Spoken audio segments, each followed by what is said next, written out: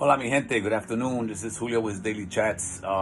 Today I've been doing a lot of reading, a lot of studying, and reading a lot of stuff, and need to define a couple of things. One of the things that we have to define is we keep on using, and we're the ones that are using the word revolution a lot. We're using it a lot. We're using it on a campaign. We mention it, and I've tried to clarify it before, and I'll clarify it again for those who want me to do more clarification.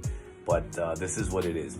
Revolution meaning not destructive, not, violent, but the word revolution, look it up in the dictionary, is a total change. And again, if you lived in the South Bronx, if you still live in the South Bronx, if you've seen what I've seen, if you've gone through what I've gone through, what I go through every day, then you have to understand that being the poorest congressional district is more than just rhetorical. It has to be something major to change what's going on here. That's why I say it's revolutionary. We have to have a political revolution to change this. Not like Bernie's saying, but to some degree to what he's saying, because now we can apply directly to a smaller sector, which is a district, a congressional district. And I'm the only one that has the ability to do that. I'm the only one that has the guts to do that. I'm the only one that has the experience to do that. A political revolution, the way I think it needs to be done, with the form of economics being the basis of it, where we need to make sure that the money stays here, not flies out, not what's happening now with hyper-gentrification, not what has happened in the past, where we come up with the ideas and it goes out of the district. That has to stop. With my ability, with my experience working federal, state, and city governments, trust me, that's going to stop. Bottom line is nobody else has that experience.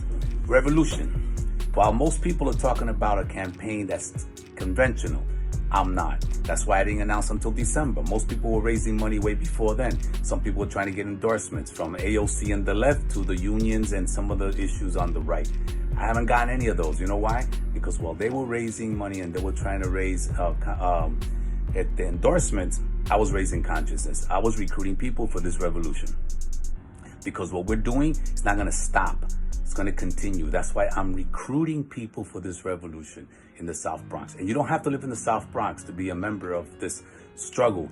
Un guerrillero, a warrior. You're out there anywhere in this country, join us. You can join us by, hitting us up on the internet, telling your friends about what's going on, because this revolution definitely is being televised, because there's nothing else that's going to change the life, the conditions of this South Bronx unless there is a political revolution. And that's what I'm calling about. That's what I'm talking about. I'm not just getting out petitions and I'm just recruiting people to go vote for me one day. No, we're recruiting people to be part of this revolution throughout this process and after this process, because I don't plan to be a career politician, but I definitely need to be a career person who's going to go in there and make the change so that others can follow it. That's the difference with this revolution.